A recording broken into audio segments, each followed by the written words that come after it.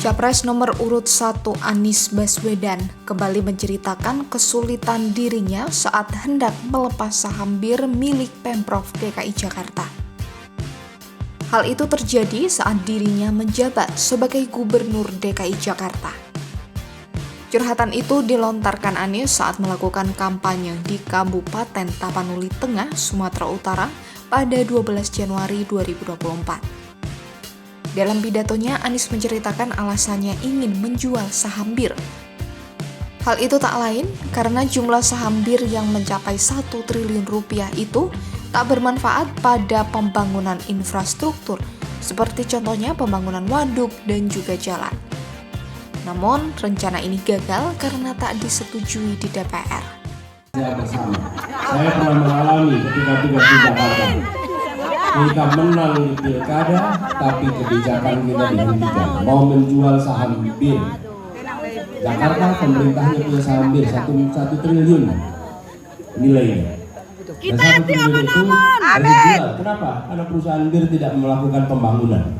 Pemerintah punya perusahaan untuk bangun waduk, bangun jalan, betul? Gedung. Tapi kalau punya saham perusahaan BIR tidak melakukan pembangunan, karena itu mau dijual. Tapi untuk dijual harus ada persetujuan DPR. Karena DPR-nya kita lemah, maka di situ tidak pernah bisa disetujui. Soal alasan saham BIR milik Pemprov DKI belum terjual ini disampaikan Anies saat ia meminta para calon legislatif dari partai pendukungnya memenangkan Pileg 2024. Anies menyebut perubahan bisa terjadi jika menguasai pemerintahan dan legislatif. Dalam kampanye Pilkada DKI Jakarta 2017, Anies sempat berjanji akan menjual kepemilikan saham Pemprov DKI Jakarta di PT Delta Jakarta yang merupakan produsen bir angker. Anies beralasan ingin menjauhkan generasi muda dari minuman keras. Tak elok rasanya jika pemerintah daerah sampai menjadi pemilik perusahaan minuman keras. Selain itu, sebanyak 26,25% saham PT Delta Jakarta yang dimiliki Pemprov DKI juga tidak menguntungkan.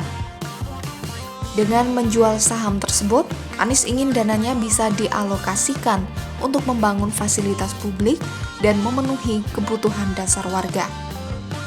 Namun hingga akhir masa jabatannya, saham tersebut tak kunjung dijual.